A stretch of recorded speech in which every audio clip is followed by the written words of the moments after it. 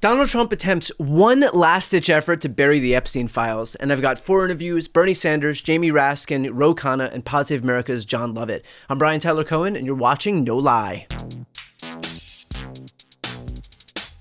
So the walls are very clearly closing in on Trump. For the first time that I can remember, there are full-blown public defections. Marjorie Taylor Greene, one of his closest allies, has bailed on him. She, along with 3 other Republicans, Mace, Boebert, and Massey, all voted for the discharge petition to compel a House vote on the Epstein Files release. Now that it's happening, a raft of Republicans have begun announcing that they too are going to vote for it. So far, some of the names include Eli Crane, Warren Davidson, Kevin Kiley, that's just to name a few. Ro Khanna and Thomas Massey have said that they expect anywhere from 30 to 50 other Republicans to ultimately vote for its release, recognizing the inevitability of its passage and therefore not wanting to be the person who offers up a symbolic vote protecting pedophiles. Like, if you can't actually help Trump suppress the files, then you might as well not be on record for a doomed vote helping pedophiles.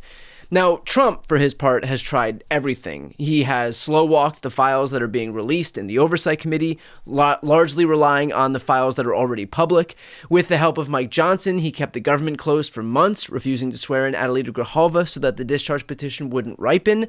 Once she was sworn in, Trump summoned Lauren Boebert to the Situation Room, where, conspicuously, you can't record anything, so that he could pressure her to remove her name from the petition, which she didn't.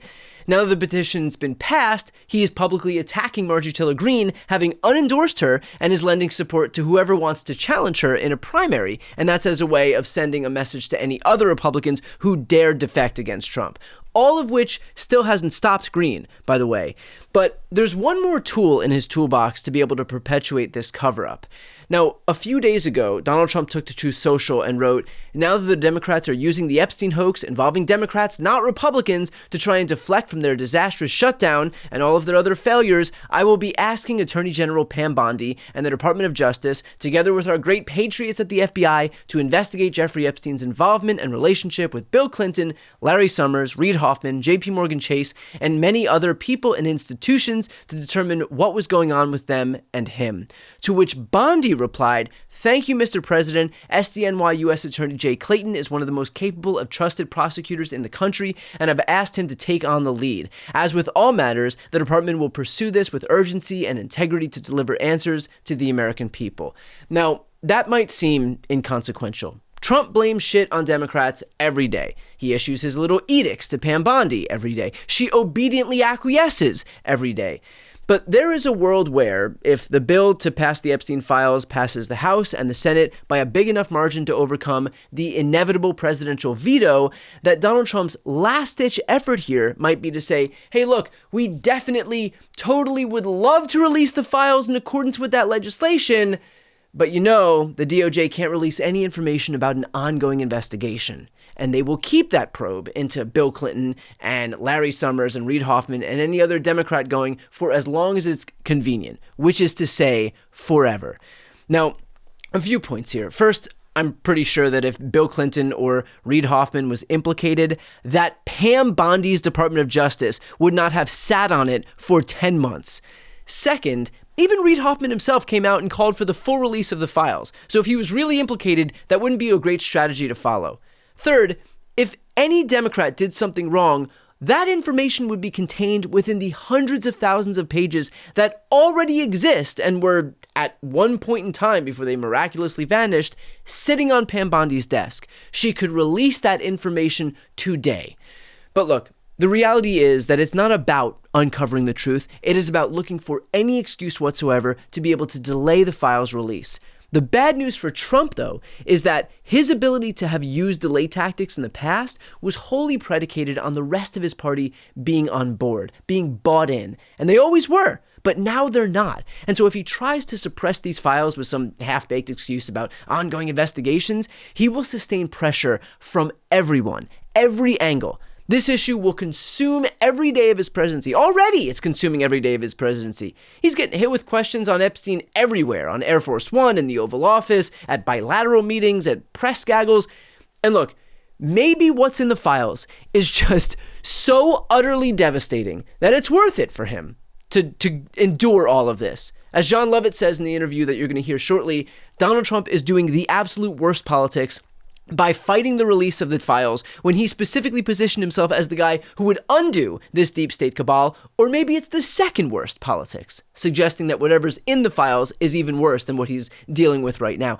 Either way, it looks like, despite Trump's best efforts, we are about to find out as both Democrats and Republicans look to make good on the Trump administration's own promise of exposing everybody involved in the most notorious pedophile ring in American history.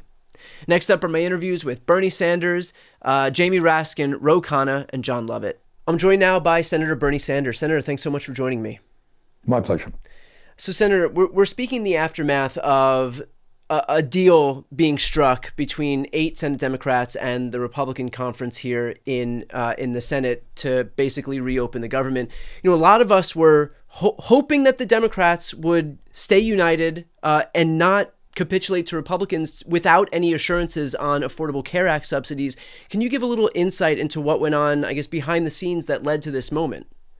Look, there have been for weeks and weeks a number of Democrats who, for a variety of reasons, I think, interestingly, they thought that Trump is just too strong, that Republicans were not going to yield.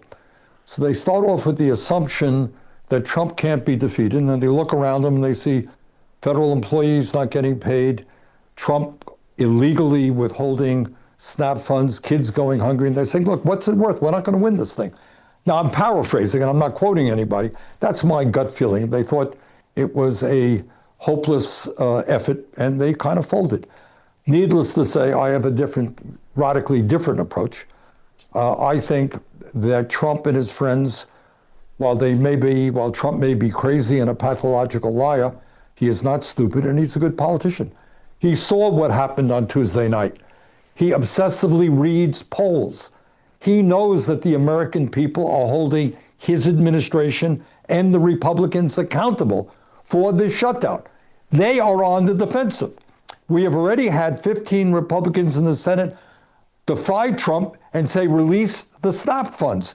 People in the House are saying, you know what? You got to make sure that the ACA premiums do not get doubled. Okay, you got to extend the benefits for a couple of years. So I think that if we had held firm, it would be the Republicans who would yield. That was not the position of these 8 Democrats. And building on exactly that, I mean, the reality is that we even saw Trump on election night tweet that it was the result of the fact that he's not on the ballot and the shutdown that resulted in this. We know that 2 in 1 independents were blaming Trump for the shutdown. The overwhelming majority of Americans were blaming Trump for the shutdown. And so how did these 8 Democrats who defected not see that the pressure was weighing on these Republicans? I mean, we got to the point where they were litigating on Twitter basically what a new healthcare plan needed to look like because the situation was untenable. And so I'm just a little bit confused on how those folks could see the pressure weighing so heavily on Trump, on Republicans, and think that despite all of that, despite the polling, and despite the election results on Tuesday, that the answer here was for Democrats to capitulate. Well, Brian, you're asking exactly the question that I and other people ask ourselves as well. And I think all that I can say is that, not in their defense, that they look at the world very differently than the world you described. As I said before, they look at it and saying, we can't win this thing. They're too strong, they're too powerful, Trump won't yield. So let's, not have people not get a paycheck and so forth. That's their view. I think, needless to say, their vote was a horrific vote, a horrific setback, not only to the fact that we're now going to see, unless we somehow stop it, premiums, ACA premiums double, some cases triple for millions of Americans. Not only that we have paved the way for 15 million people to lose their health care by cuts in Medicaid, which is just an absolute disaster, but maybe more importantly, the message that came out last night is that some Democrats, and remember, 47 people in the caucus, 8 voted, small minority, that, all over the country, people say, stand up, fight, fight. We had no King's rally, 7 million people coming out. And last night was a setback. And I think people say, Democrats in Senate can't fight effectively. Yeah. And so how does that make you think about the new wave of Democrats, this new class of Democrats that's campaigning right now? I was looking at their responses on social media, and both candidates in Maine, all three candidates in Michigan, Minnesota, both candidates in Minnesota, like all across the country, there was scorn for what had happened at the hands of these 8 Democrats. What about the candidates in New Hampshire? Jean Shaheen's own daughter. Yeah, I actually hadn't even seen that one. Yeah, her own daughter, who's running for Congress, disagreed with her mother on that. Yeah. And so how does that make you think about this next class of Democrats in terms of filling a void that we're very clearly seeing right now at the hands of Democrats who don't recognize this moment? Look, in my view, the Democratic leadership is way out of touch with where the Democratic base is and where the American people are at. That's why I am working as hard as I can to elect a whole new crop of senators and members of the House. We've had good luck in the past in the House, not so much in the Senate, but right now we have at least 3 candidates. In Minnesota today, Peggy Flanagan, Abdul El-Sayed in Michigan, and Grant Plattner in Maine. All of them, if elected to the Senate, will come in, be prepared to take on the oligarchs, be prepared to fight for Medicare for all, be prepared to demand that the billionaire class start paying their fair share of taxes, etc. So that's the kind of change that we need, and that's what I'm fighting for. In terms of the ACA specifically, one of, I guess, the concession that was made by Republicans is that there would be a vote on the ACA. But this vote, because it's regular order, it's not something that could pass through reconciliation. It's not something that where the filibuster wouldn't apply. That would need 60 votes to pass out of the Senate. Democrats have 43 members, or 47 members, which means that we need 13 Republicans to defect. Do you have any confidence that there would be 13 Republicans who would recognize the need to extend the ACA subsidies? Brian, it is worse than that. Number one, there may be a few Republicans who would vote for it. I don't think 13 would, but it doesn't matter. Even if by some miracle you got 60 votes, where do you think that amendment would go? Nowhere. Right. Speaker Johnson has made it very clear that he's not going to entertain it. Trump would never sign it. So it is an empty gesture, and that bothers me. It bothers me that people want to raise false hopes. Oh, we're going to bring forth an amendment. That amendment ain't going to go anyplace, period. End of discussion. In terms of finding some silver lining on that point, is there some consolation in the fact that now that amendment will go up for basically, a clean vote where people are able to see exactly where the Republicans stand on either extending or refusing to extend the ACA subsidies. And so from a political messaging perspective, at a bare minimum, it makes it clear who's supporting this stuff and who's opposing it. Well, the answer is, let me give you a firm political answer, yes and no. All right. And that is, yeah. Although I think most Americans who follow this thing already know what's going on. Right. But by the way, in a few hours, what time is it now? I think in an hour or so, Tammy Baldwin and I will be on the floor doing more or less just that, and we'll get a vote. There'll be a motion to proceed to extend for a vote to extend the ACA tax credits for another year. My guess is not one Republican will vote for it. So you're going to have a very similar vote literally within an hour, I think.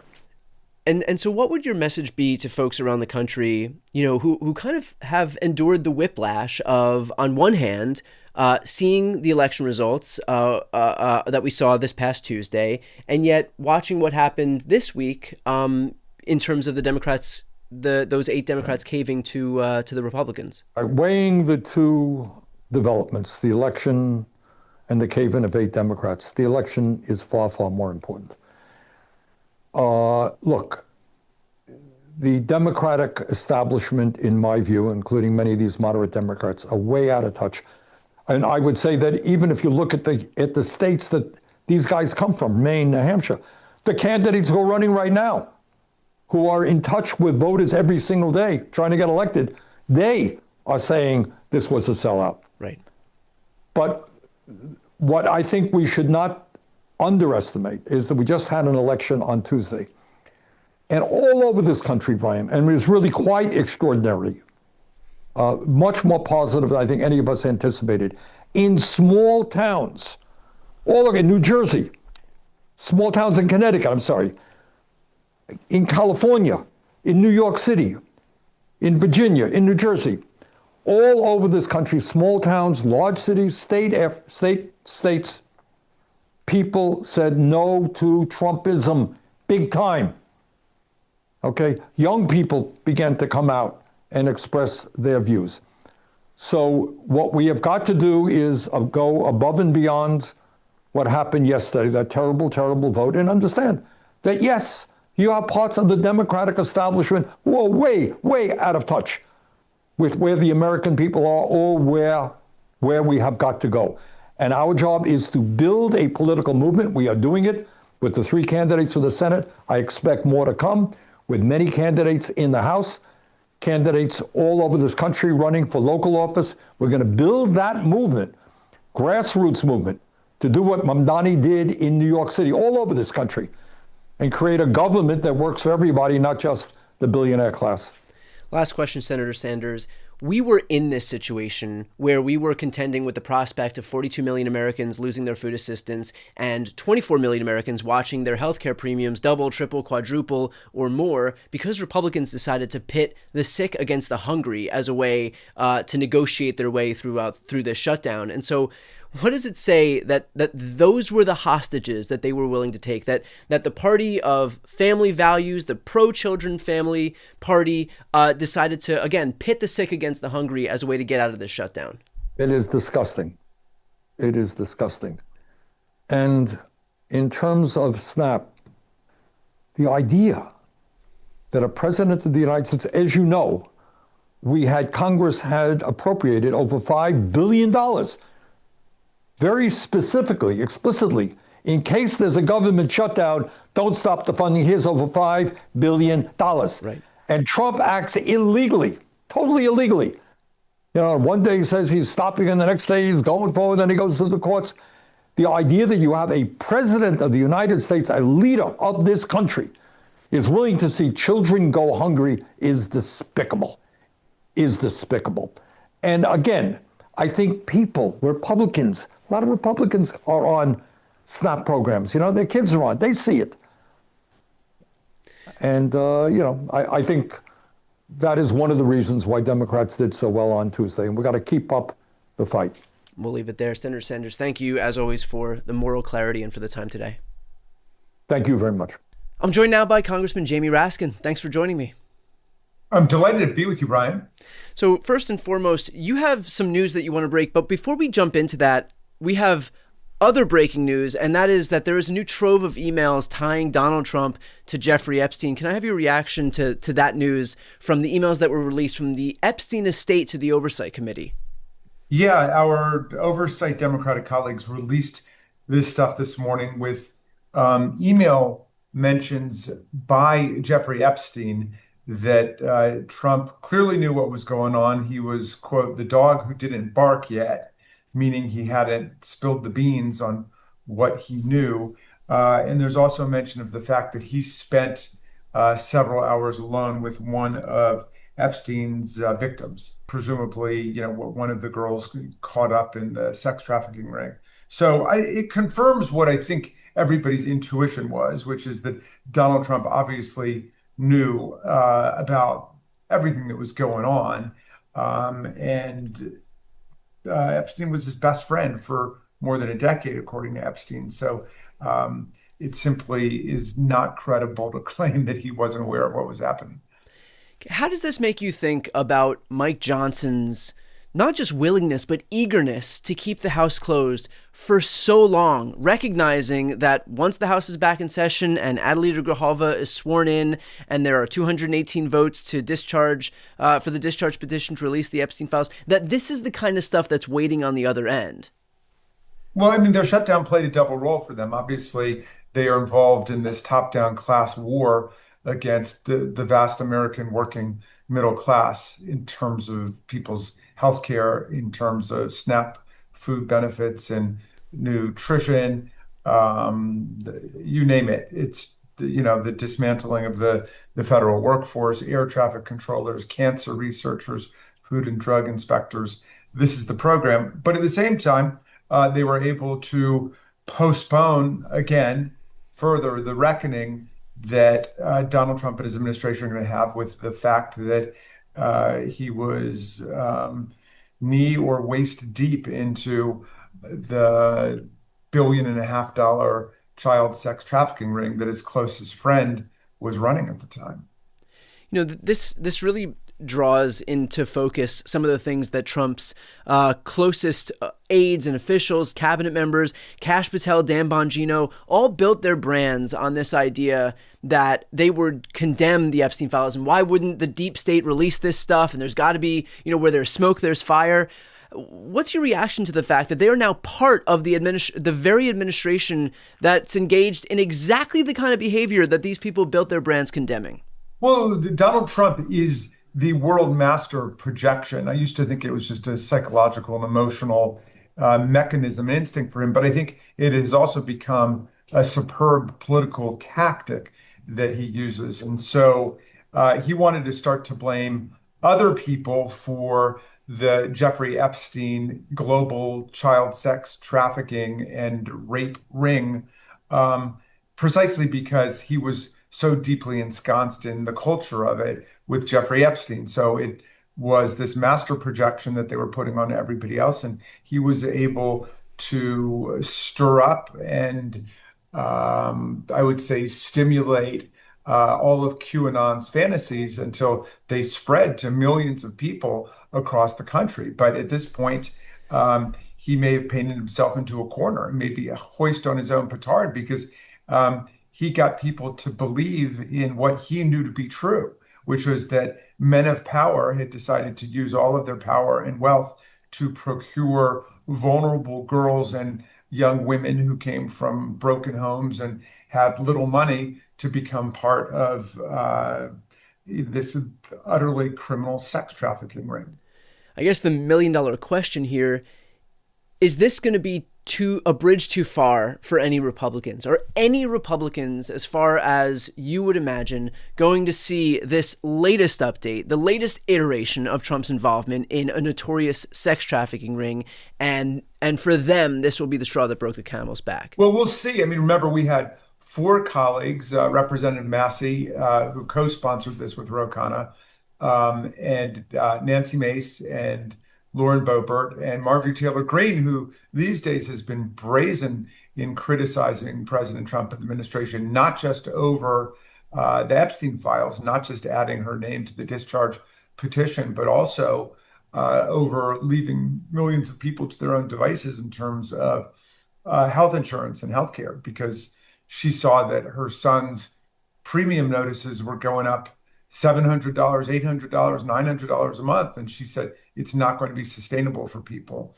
So credit to her for, at least at this point, speaking the truth. And some people theorize that she feels emboldened now that she herself became a victim of the outrageous sexism and misogyny of the MAGA movement. I mean, she did everything that they wanted her to do. She was a completely loyal foot soldier.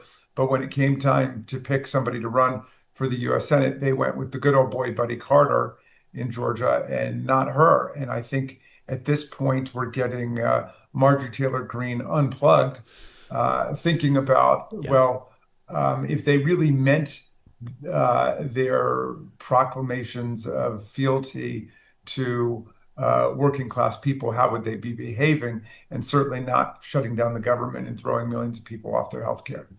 So I want to switch gears now to a provision that was tucked into the continuing resolution at the hands of Republican senators and the action that you're taking along with one of your House colleagues to combat this. So first and foremost, can you talk about what that provision is? I think it's not getting as much coverage because everything's been buried in amid other coverage of the shutdown itself, of the SNAP benefits, and of course now of this Epstein bombshell. So can you first and foremost explain what this provision is that was tucked into the CR by these Senate Republicans? Yeah, I mean, this is just a classic corrupt midnight rider that popped out of the Senate. It's a $1 million jackpot provision written specifically for the self-enrichment of 8 senators, 8 Republican senators who themselves voted on it. It's an extraordinary thing. They've been whining ever since it became news that those 8 senators who had been contacted by Trump or Giuliani or other co-conspirators around January 6th had their phone records subpoenaed by a grand jury. And though that grand jury had the power to subpoena records of anybody they thought may have evidence related to crimes being committed on January 6th, and obviously there were hundreds and hundreds of crimes which have led to convictions that were committed on that day. So their phone numbers apparently popped up, or their names popped up in different places, and the grand jury subpoenaed their phone records. This is something that grand juries have the power to do. And the Department of Justice issued a non-disclosure notice for the fact that it had been obtained. Now, they might not like that, but then they need to introduce legislation to say that either grand juries don't have the power to get people's phone records. And understand, it's not the record of your conversation. It's not substantive. It's not like a phone tap. Right. It's just like your phone bill, who called who at what time, okay, which helps them reconstruct the chronology of events. Well, if they want to get rid of that, fine, they should get rid of it. If they're suddenly born again ACLU civil libertarians and they think that that's all private information and it should not be obtained by grand juries, then they should go ahead and legislate against it. But they're not taking that position. They're saying for them, for members of Congress, but not even members of Congress, because it doesn't even apply to members of the House of Representatives. It's for 100 senators. You can't get those phone records unless those people are personally notified. And if they're not notified, they can sue for $500,000 for the grand jury violation of their privacy, and another $500,000 for the judicial non-disclosure notice. So each of them will get $1 million at least, because that $500,000 in each case is a floor. It's not a ceiling. So they could sue for $10 or $20 million. And if they do it like Donald Trump, they'll try to settle with the government. They'll set it up in advance with Pam Bondi and Kash Patel and so on. But it's at least $1 million payout for these 8 senators. Now, it violates the rules of the Senate because, like in the House and like in every other legislative body in the country, you can't vote on legislation that will directly benefit you financially, you or a small group of people, just like in this case. It is utterly corrupt, and it's radically incompatible with every constitutional principle we have. Congress cannot raise its own pay. The Equal Protection Clause says that all of us have to be treated equally, so they can't create a criminal procedure right which applies to senators and not everybody else in the country. But they're basically following what the Supreme Court did for Donald Trump. They want to be treated like a special privileged class, and they're all going for $1 million payout. Yeah, I mean, this is the new Republican Party, just outright kleptocracy. Donald Trump decides that he's entitled to $230 million from the Department of Justice, basically from the U.S. Treasury, to pay himself a cool $250 million. And these Republican senators feel the same way, that they're all entitled to become millionaires on top of the fact that they're already millionaires, just out of our tax dollars. This is the party that beats its chest about how are we going to pay for it and fiscal responsibility. Now they're just giving themselves $1 million handouts because they feel like they were entitled to it because they were implicated in January 6th and rightly investigated for that investigation, which uncovered hundreds and hundreds and hundreds of charges for the people that were involved. And so it's worth asking, in light of this, what action had you taken to try and prevent this, and how did Republicans respond? Well, when we saw this, I got immediately in touch with Teresa Leger Fernandez, who's my colleague from New Mexico, because she's been on the corruption thing too. We both agreed how outrageous it was. And so we introduced amendments last night to try to stop it. And what we said is, look, whatever else you think, Republicans, about this bargain, you might think it was the greatest agreement in the world. You might agree with us that it's really bad or somewhere in between. But nobody can go along with this. No self-respecting member of Congress who believes in the Constitution and the rule of law can go along with this. It's just utterly corrupt. A number of Republicans started speaking against it, including Congressman Scott. and a number of them expressed real unhappiness that these corrupt Republican senators were willing to pile this baggage even further onto their continuing resolution. But last night, they ended up unanimously voting to advance the continuing resolution without stripping that provision. So they voted down our amendment. And so is there going to be any way to prevent this from moving? I mean, not that this overt corruption is anything new in the Trump era, but given the fact that the resolution failed, is there going to be any way to prevent these Republican senators from doing what Trump does and just pilfering the federal government? Yeah, so they rejected our amendment. They're not going to allow us the opportunity to vote on it on the floor. They obviously don't want to put their own members in that squeeze play.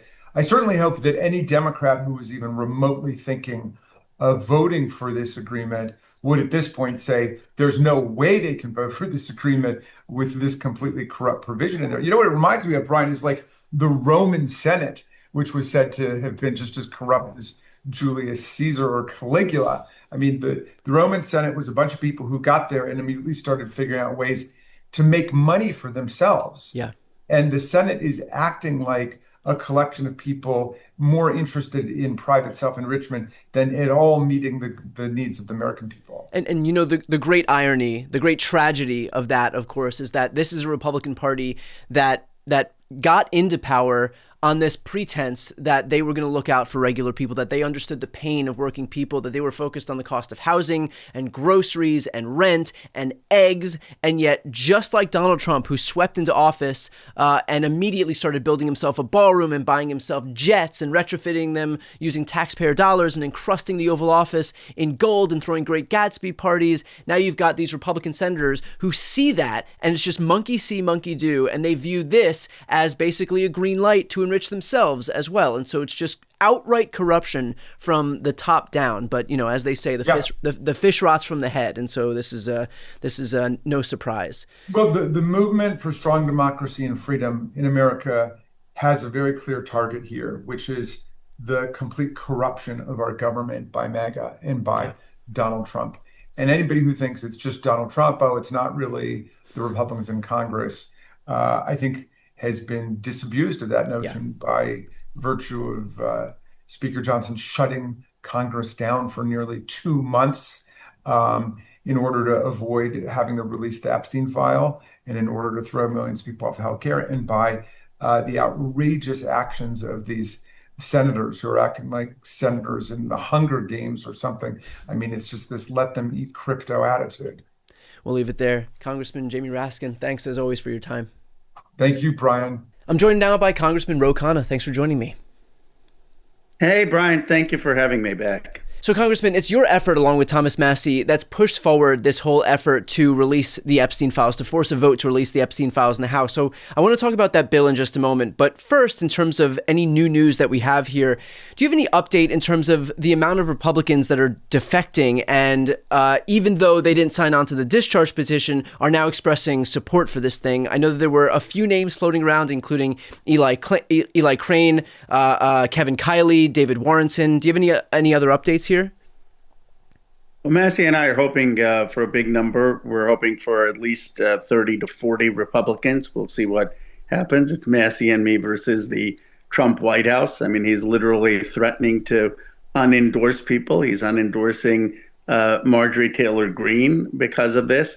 Nothing has split the MAGA coalition more than this bill since Donald Trump walked down the escalator. I mean, that's the truth. It has really been mind-boggling to see online what's happening.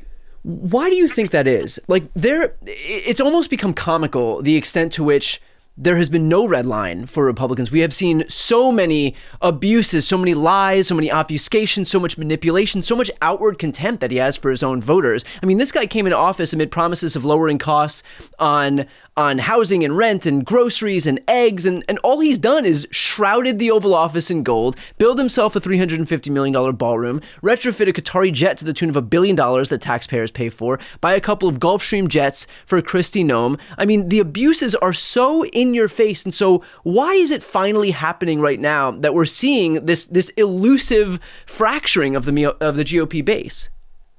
Can I be blunt with you, Brian? Yeah. Because I think our party's strategy has been wrong. For the time Donald Trump came down the escalator, we have been appropriately so focused on pointing out all his flaws. But we never thought, why did so many people vote for him? And the reality is they voted for him because they were forgotten Americans. They thought that the corrupt system didn't work. And what Thomas Massie and I did is we didn't frame this anti-Trump like so many of our party has framed so many of the issues. We framed this as, are you for the forgotten American? Are you for the Epstein class? Are you for survivors? That we share the anger that both the left and the right has with the governing system and a corrupt elite to whom the rules haven't applied and who have rigged the system against ordinary Americans. That the status quo, upheld in many cases by people from both parties, was screwing over Americans. And because we took that approach, and because of my friendships with Thomas Massie and frankly, Marjorie Taylor Greene, we were able to build a coalition that put voters first with respect and came at it in a different angle. And that is, I believe, the way you win. And that is the way forward for the Democratic Party to build an a durable coalition. Why do you presume that there is Republican support on this bill? I mean, in the same way that the MAGA base has stuck by Trump through thick and thin, only up until this point right here, we've also seen these Republican lawmakers, everybody in the Republican conference, do the same. And so it would be almost unfathomable to think that you would get any Republicans to speak out against him, much less Marjorie Taylor Greene and Lauren Boebert, Nancy Mace, Thomas Massie, Kevin Kiley, Eli Crane. I mean, the list is growing and growing. And so why do you presume at this moment that these people feel comfortable going against Donald Trump, who has been perfectly content to wield every weapon that he has at his disposal against these people as soon as he has the opportunity to? It's quite something, and they're risking their careers. They are saying that they don't care if Donald Trump doesn't endorse them, and it's showing now safety in numbers because they're seeing sort of the Wizard of Oz moment that his bark may be bigger than his bite, and there is safety in a large number of defections. But again, this goes to the core issue, which is the governing class has failed Americans. There is an Epstein class that needs to go. That Epstein class obviously literally has abused underage women, it raped underage women, covered up for the rape and abuse of underage women. But in a deeper sense, this Epstein class represents people with extreme wealth who go to the same parties, who fraternize with the same politicians, people who've been elected for the last 30, 40 years. They are all part of a clique. You know, Bernie Sanders tried to run against this clique. Trump ran against the clique on the Republican side. Yeah. And the Democratic and people in this country are like, we're done with the cliques. We're done with this group of people, who raise money from the same folks, who give the jobs as a recycling club, who go to a law firm and park themselves till the next administration comes in. We're done with it. We want real outsiders. That's why there's some conservatives, by the way, who have more respect for Mamdani than they do for some of the milquetoast incremental folks we have in our party. Yeah. And, I think if we want to win back independence, if we want to win back the MAGA base, you've got to be bold. You've got to be willing to call out your own party, like I did Chuck Schumer. Guess who called out his own party and won the nomination? It was Donald Trump. He picked the fight. He said George W. Bush screwed up, and I'm going to make sure that we don't have people who got us into Iraq. And we're still polite with like half these senators who voted for us to get into Iraq. Like, we need to clean house and have reform in our party. We need to be the party of change. We need to be the party of new voices. We need to be the party that understands that a lot of the anger of the MAGA base was a legitimate anger against a governing corrupt class that had failed us. You know, it's your bill specifically that's going to be brought up for a vote on the floor. So what can you tell us about your bill? What does it do? And can you speak to the concern that was raised, although I'm certain that it was raised in bad faith, by Mike Johnson, where he did this pearl clutching routine that it wouldn't give adequate protection to any of the minors or the victims? Well, first of all, that's not true. The way you know it's not true is that the survivors lawyers helped us with the bill. Yeah. So, we're doing what the survivors want. The survivors are coming to the Capitol on Tuesday. We're having a big conference. If they were opposed to voting for my bill, they would say so. They all want us to vote for the bill. That's the biggest, the dispositive fact. And of course, the bill protects the identities of victims. Even the speaker at this point sees he can't stop the parade, so he's getting ahead of the parade. I mean, he's scheduling this vote for Tuesday. He wants this thing over with. And look, the reality is that this would cause a full release of the Epstein Files. Get it out there. Get the information out there. And people say, well, what if they're prominent Democrats mentioned? Good. Who cares? They should be mentioned. Get them out. I mean, they shouldn't have buildings named after them. They shouldn't have positions in the Democratic Party. Fine. If they're Republicans mentioned, if they're Democrats mentioned, get it all out there. Look, to put this in context, Brian, there are only 28 discharge petitions in the history of this country that have succeeded since 1935. That means you have less than about a 4% chance. Of those 28, there are only 9 where the bill actually passed the House of Representatives. You're going to have this surreal moment on Tuesday night where Republicans being threatened by the White House, being unendorsed by Donald Trump, are going to go and cast a yes vote for a Ro Khanna bill, a Bay Area progressive. And what I am hoping people see is this is the way that we defeat Trumpism. This is the way that we build back a Obama FDR-like coalition.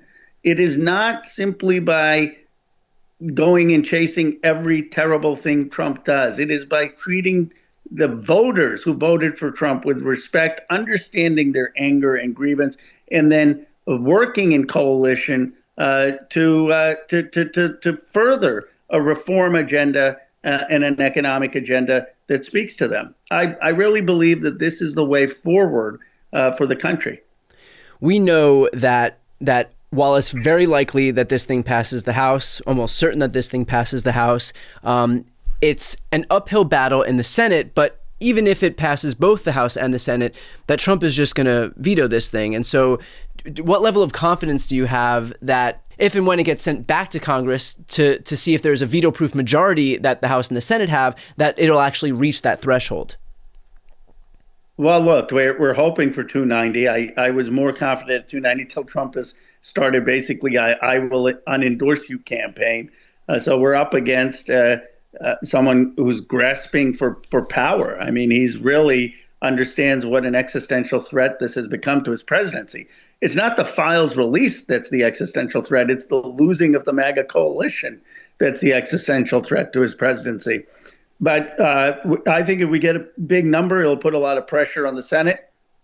And the bigger the number in the Senate, the more pressure it's putting on a release of the files. Look, since Massey and I have done this, we have made progress. I mean, the Justice Department has released some files because I wrote to the estate, Epstein estate with Comer. We've gotten other emails released, led to the disclosures about Trump's involvement with Epstein. We're going to continue to follow all of that. And the more that people are talking about this, the more pressure there's going to be for more of the files to be released. And if everything does succeed, how can you have confidence that this DOJ will release those files in their entirety? What is there to ensure that Pam Bondi or Trump himself doesn't just mess with the files so that anything especially damaging will be secreted? Well, we know what's in the files. I mean, I haven't seen them, but the lawyers of the victims have. So there are independent ways to verify whether what's being released is honest and true. There are also people from the Biden Justice Department that have seen the files. So there are independent verification that can take place about whether what we're getting is a selective leak. And then we're getting documents from the Epstein estate. So it would be particularly dangerous for the Justice Department to be leaking erroneous or redacted things when they know there are other sources for some of this information. Can you speak on the fact that immediately after the discharge petition ripened, so got 218 votes, there was an effort, I believe, led by Tim Burchett to just pass this thing by unanimous consent. And what that would do is just basically offer an up and down vote. yes or no, this thing passes and then it moves on to the Senate. But what that would do in effect, in practice, is not put people in the difficult position of having to actually vote yes or no on this thing. So can I have your reaction to the fact that this was the immediate effort in the aftermath of seeing the inevitability of this bill to try and pass it by unanimous consent? Well, look, I like Tim Burchett, where I'm going to his district. We've worked together, but Tim was trying to be a bit too clever by half here. What he was trying to do is get an agreement by unanimous consent where no one has to go on the record. And he hadn't consulted his own leadership or our leadership about it. And there were both Republicans and Democrats who wanted to have a vote. First of all, there are two things. If Tim's unanimous consent had passed, there would be no requirement to send the bill to the Senate. So it could have just died in the House because my bill actually requires within a week for the Speaker to send it to the Senate. And secondly, you really would have gotten no people on record. So the Senate could have just said, well, they don't have the votes really to get anywhere close to a veto proof or to have large numbers. So it was clever, but we're going to have a vote, and we're going to have the vote Tuesday.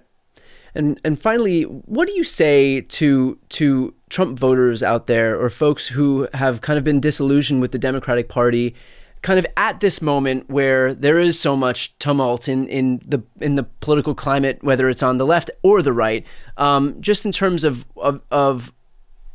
there are a lot of folks who are going to feel politically homeless. There are a lot of folks who are, as we see the Trump-Green feud continue to play itself out, who continue to leave Trump's side or leave Marjorie Taylor Greene's side. Obviously, there's this growing faction with the whole Nick Fuentes, Tucker Carlson thing, and the Ben Shapiro faction of the Republican Party. So, and then on the left, you've got people who are recognizing that the centrism that we've seen at play with the shutdown, is exhausting for a lot of people as they continue to rally around younger folks and more progressive folks. And so just at this moment where there are a lot of politically homeless people, what's your message to them as we head toward 2026?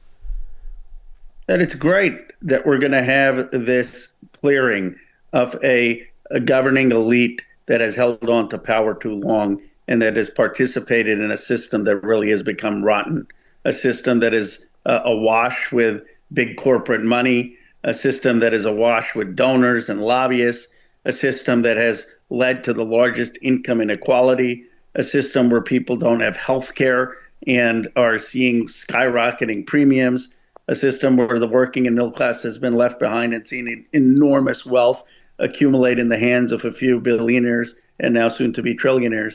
That obviously we need something different.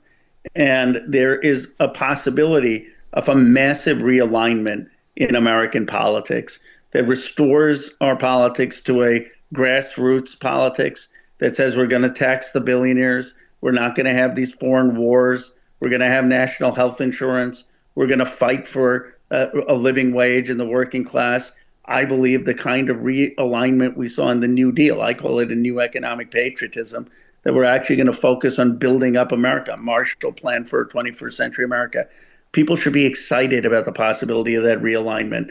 They should be excited that, these incumbents who've held on to office for years and years and years aren't going to be there. If you started out in elective office more than 20 years ago, you can still stay. Maybe you shouldn't be the face of the future movement and the future party. And this is, I think, what we're seeing. We're seeing young, bold leaders emerging from both parties. And I think the country's saying, great. How is it that we've had 3 80-year-old presidents in a row in this country? Yeah. Why? Yeah. We'll leave it there. Congressman, I do want to say thank you for the work that you've done on this. I think without the work that you've done, we wouldn't be in this position right here where, come Tuesday, we may very well see the first major instance of defiance, not just by Democrats, but also of Republicans against this president. So thank you for that, and thanks for the time today.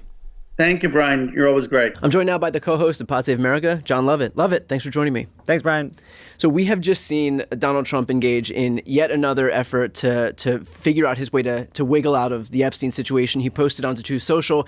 Now that the Democrats are using the Epstein hoax involving Democrats, not Republicans, to try and deflect from their disastrous shutdown and all of their other failures, I'll be asking AG Pam Bondi and the DOJ, together with our great patriots at the FBI, to investigate Jeffrey Epstein's involvement with Bill Clinton, Larry Summers, Reid Hoffman, JP Morgan Chase, and many other people and institutions. So basically what he's looking to do is focus all of the attention, not on him, but on a bunch of Democrats. So is he trying to negatively polarize this thing so it devolves into the usual D versus R fight? I don't know. Who knows? He's flailing. They've been all over the place. I do think part of this is that they underestimate Democratic partisan loyalties. Right? Like they underestimate how much Democrats would care about this threat. Because I bet if you asked most Democrats, including most Democrats in Congress, would you take a bipartisan, full-throated expose by the Justice Department, investigation by the Justice Department into everybody? It'd be like, yes, if it affects Democrats or don't, like, who cares? Like, we don't care about that. Like, right. we'd take that deal. Like, yeah, go after everybody who is involved in Jeffrey Epstein. Now, I do think it's worth saying, like, if they are trying to smear people, to draw attention away from what is a very deep and long relationship that Donald Trump had with Jeffrey Epstein, to go after people because they have a D next to their name or they're big Democratic donors, like, that's gross. But yeah, man, investigate anybody and let the chips fall where they may. I think it betrays his worldview too, because he thinks that because he exists within this cult of personality around him, that the same is true of everybody else. Like, this is a very egocentric worldview where he's like, no matter what I do, I'll always have people who will defend me no matter what. I mean, he himself said, I can shoot somebody on Fifth Avenue, I won't lose any fans. And so he thinks if he confers that same ideology onto the other side, it's like, oh, if I throw Bill Clinton into the mix, then like these people are going to just immediately run to his aid in the way that anybody runs to a politician's aid, because that's how I've created this worldview. Yeah, totally. And so it's both like it's both that, like, he thinks this is some kind of a threat. It's also a bluff, right? Because that's Caroline Leavitt is in the briefing room saying this is a distraction. This is like, is it a hoax or is it something that needs to be investigated by the Department of Justice? If Donald Trump wants people to move on, a really great way to do the opposite of that is to suggest you're going to bring DOJ resources into investigating aspects of it. The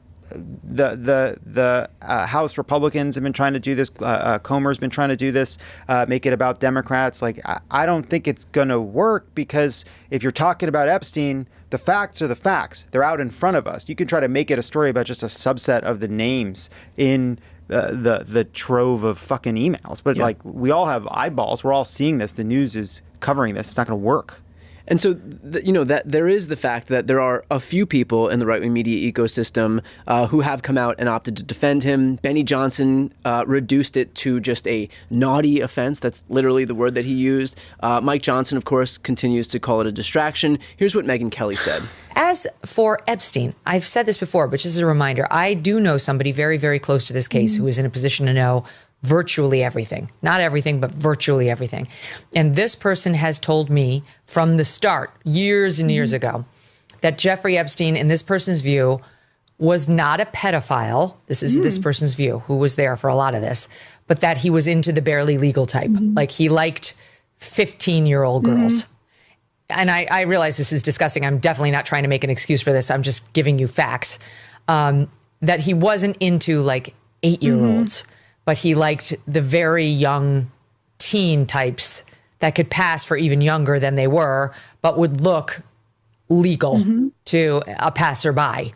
And that is what I believed, and that was what I reliably was told for many years. And it wasn't until we heard from Pam Bondi that they had tens of thousands of videos of alleged, forgive me, they used to call it kiddie porn, now they call it child sexual abuse material, on his computer, that for the first time I thought, oh, no, he was an actual pedophile. I mean, only a pedophile gets off on young children abuse videos. She's never clarified it. I don't know whether it's true. I have to be honest. I don't really trust Pam Bondi's word on the Epstein matters anymore.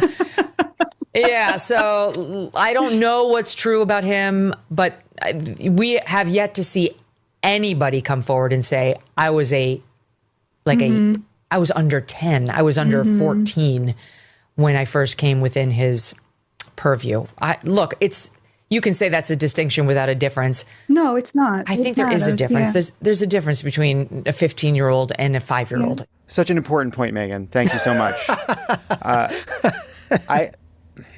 It is genuinely upsetting to me to see this turn for a couple of reasons. One, I know we're all bored to death of hypocrisy, but these are people that have been saying girls aren't safe in locker rooms. These are people that are going after fucking drag queens for reading stories. These are people claiming all kinds of ridiculous, fantastical, horrible things about trans people. And now we're dancing on the head of a pin as to whether or not someone is technically a pedophile if they like pubescent fucking girls who are still children. And what an interesting intellectual exercise. A story came out this week that looked at the girl that Matt Gaetz allegedly had paid for sex. And it was the first time we got this level of detail about her life. And it turns out that she was a junior in high school who was 17, who was at times living in a homeless shelter because one of her parents was homeless, who was trying to save up money for fucking braces, whose life was chaotic and insecure, and who ends up in this disgusting sex party where there are drugs and where she is being kind of exploited by these adult men. No, she wasn't 8 years old. She was 17. Okay, it's fucking disgusting. It's monstrous. And why now are we, this is an important point to you in this moment, now that it's sort of casting a pall over the Trump administration. This is depraved conduct. This is a collection of people who are willing to whether participate in or look past evil and allow this person into polite society because he had money, even though he had pled guilty to charges related to this. This is someone with access to some of the most powerful people in our society who just clearly dehumanized these fucking girls and young women because the culture said that was okay. If you care, I find it so disturbing that these people are casting about for excuses and caveats like this. What are we doing here? Yeah. Yeah. I mean, talk about a straw man, as if anybody's out there saying that anybody is 8 years old to begin with. That's never been the issue at hand. There's never been any doubt about the age other than just to recognize that these are minors and that what happened at the hands of Epstein was rape. And so this notion that Megyn Kelly needs to come out and say, well, technically he wasn't a pedophile, he was an ephebophile, is so backwards. And I guess it raises the question, why die on this hill? Especially given the fact that we watched an entire campaign cycle where they staked so much of their brands on this idea that they needed to expose this very degree of corruption and depravity. I mean, we heard from damn near everybody, whether it was Kash Patel, whether it was Dan Bongino, Pam Bond, I mean, on and on, J.D. Vance, every single person in this administration has come out and staked their reputation on this idea that these files need to be released. It was important enough for them to bring it out on the campaign trail, to trot it out so many times. And so why die on this hill of whether you're doing what Megyn Kelly is doing, which is well, technically they weren't pedophiles, they were ephebophiles, or whether it's what Benny Johnson's doing, which is just to say, oh, okay, this was some naughty email, whatever, or Mike Johnson saying that it was a distraction.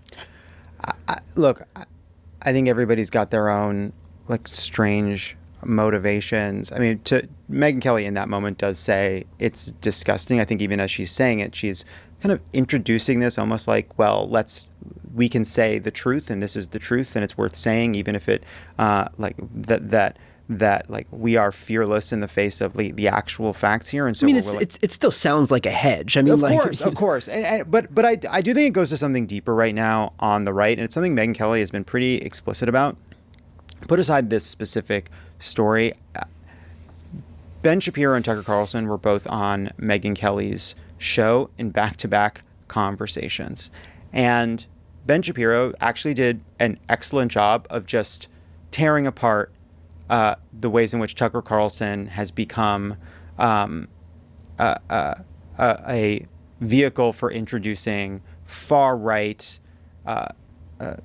fucking Hitler apology historians and all of this disgusting shit, including a very soft conversation with Nick Fuentes. And in Megyn trying to defend Tucker Carlson while claiming she's not defending Tucker Carlson, what you see is someone who is willing to bend over backwards for people who she views as ideological allies. She has such a endless amount of generosity and openness and forgiveness for people who she views as on her team.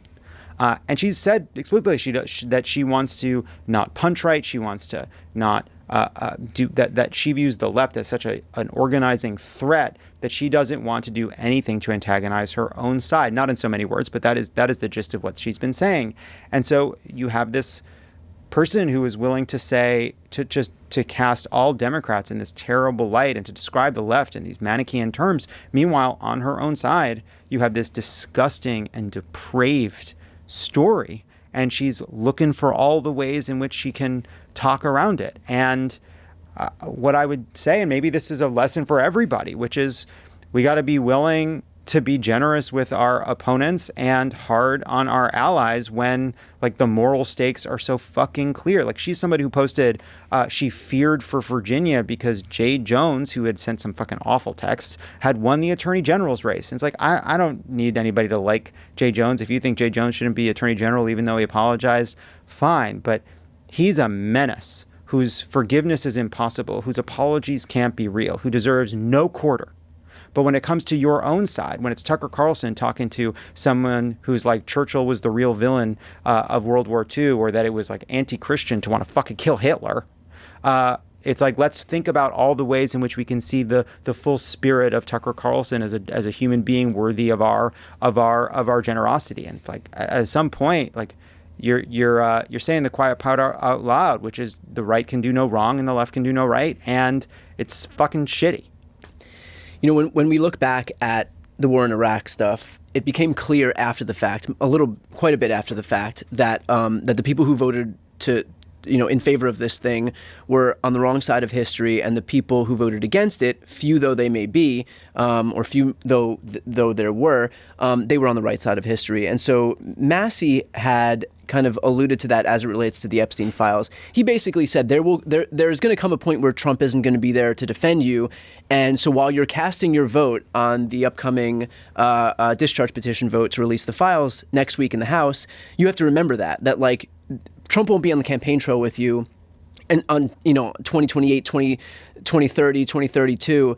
And so how are you thinking about that in relation to this Epstein situation? Like, do you think that it matters for these people, or is the threat of Trump looming over them and the threat of being the subject of his ire so great that they would ignore the fact that they will be casting a vote basically to run cover for a pedophile ring? Like, are they thinking about it in the same lens as the Iraq War and how they'll be remembered for a depraved vote? Or are we just so calcified in our polarization and so afraid of Daddy Trump that even if it means we have to literally protect a pedophile ring, that's a vote that they're perfectly willing to take? I think we're going to learn a lot next week. It's very interesting that Trump brought Lauren Boebert to the White House to try to buttonhole her into voting no, because once Grijalva was seated, they needed to pull one person off. They couldn't get her, right? They can't get Marjorie Taylor Greene. They can't get Thomas Massie. Massie and Khanna did an interview, and they thought the defections could be as high as 30, 40, 50. Some people have estimated that defections could be as high as 100 from the Republicans, which would, by the way, also be a veto-proof majority out of the House, because this would still have to go to the Senate and then go to Trump. It is amazing what a week and a half can do. 2 weeks ago, Trump was joking about never leaving. He's never been more of a lame duck than he is right now. If he can't hold, he's going to lose this vote. That's done. And because he's going to lose this vote, and it's going to be on the record, Mike Johnson tried to do what's called unanimous consent to try to get it through without anybody having to be on the record. I think that is both because he knows a lot of his members are afraid to vote yes, and he knows a lot of his members are afraid to vote no. But I think that the floodgates could really open, and that is going to make Trump look incredibly weak. It's also then going to go to the House, to the Senate, where all of a sudden a bunch of these senators are going to be like, what equity is there for me in voting no on this fucking thing? I think it really exposes that, it's in a strange way, kind of normal politics. Trump is just not as powerful to these guys. And that's the point Massey's making, right? It's not, yes, these guys don't, history, votes for history. These guys are barely able to think one day one day in ahead. advance, yeah. And it's been interesting, too, what issues can people break with Trump on?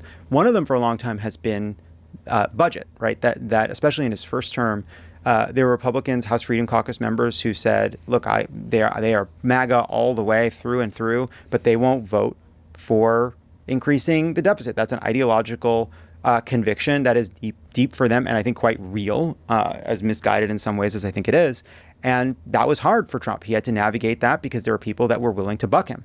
And it's interesting how Epstein becomes that too, right? Because it almost gets at the deep motivations beneath the right, one of which is a kind of anti-tax, anti-government spirit, and the other is a conspiratorial, anti-establishment spirit. And those are things Trump has tried to harness, but it's very dangerous for him to bucket. And this is an issue where clearly, just step all the way back.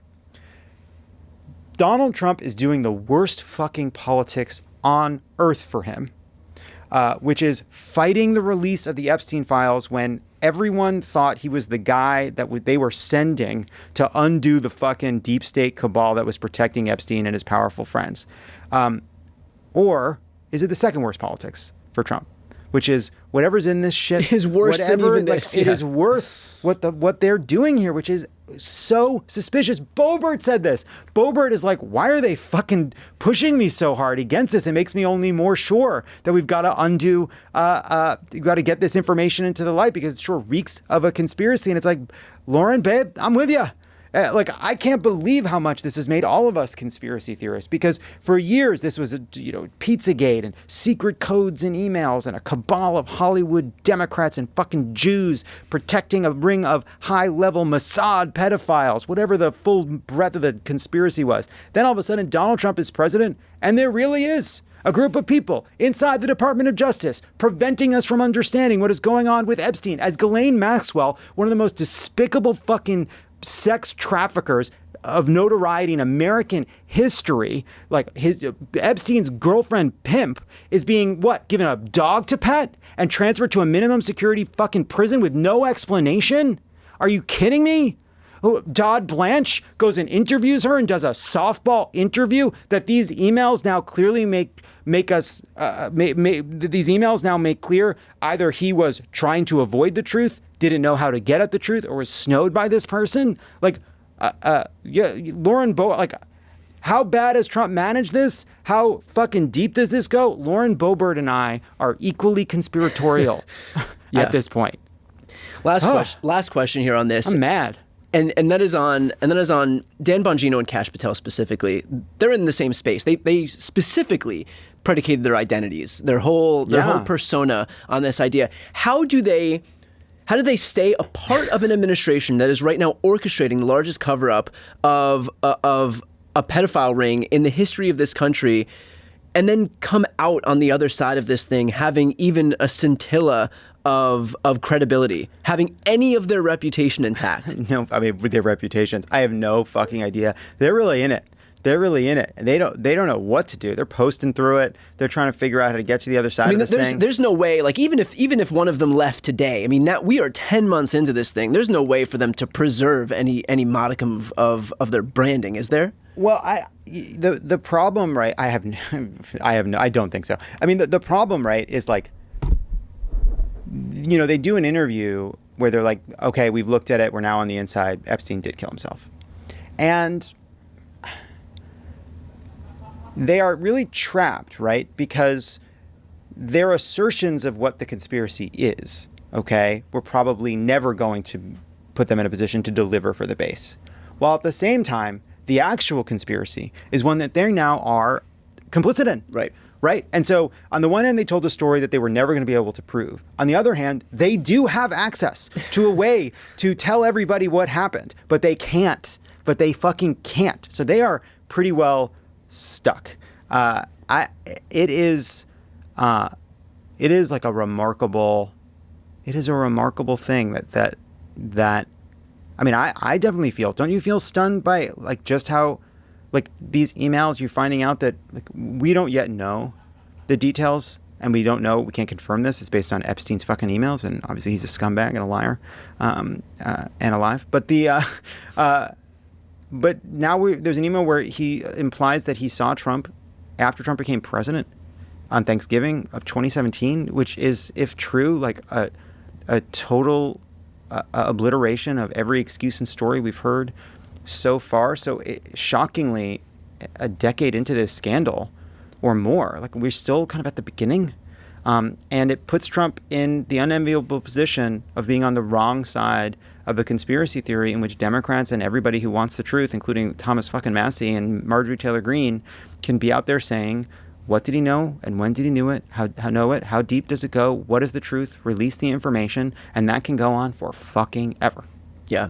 The irony of the fact that emails would end up being Trump's unraveling, his undoing. And at some point, somebody will find out what the fuck Merrick Garland was doing over there for a couple of years. Just sort of protecting the institution. Unbelievable. That very quickly on that point, that is the when I think about the failures of this administration, and even when Republicans rightly say, why wasn't this stuff released? I agree. Why wasn't this stuff released? What was Merrick Garland doing? And I think he is the perfect microcosm for the impotence of not just that administration, but a democratic, mentality more broadly of being circumspect and judicious and not giving the optics of politicization to a fault. Yes, that legitimacy isn't born by a fucking consensus between the parties. Legitimacy is born of executing the laws in a way that is not worried about the optics. And they got that completely backwards. James Comey, Merrick Garland, Mueller, all of them. And we live in the wake of what they chose to do, which is to put the appearance of propriety ahead of actually defending the legitimacy of these institutions. And now we have a bunch of hacks and frauds and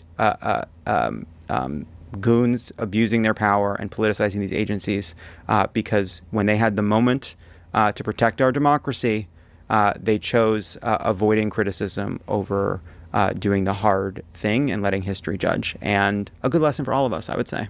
We'll leave it there. For anybody who's watching right now, if you're not yet subscribed to Pod Save America's YouTube channel, I'm going to put the link right here on the screen and also in the post description of this video. If you're listening on the podcast, check out the show notes. Love it. As always, thanks for your time. BTC, love you. To listen to the audio version of this episode and to subscribe to that audio podcast, you can click the link right here on the screen and make sure to subscribe. And of course, to see more of my content, that subscribe button's on the screen as well.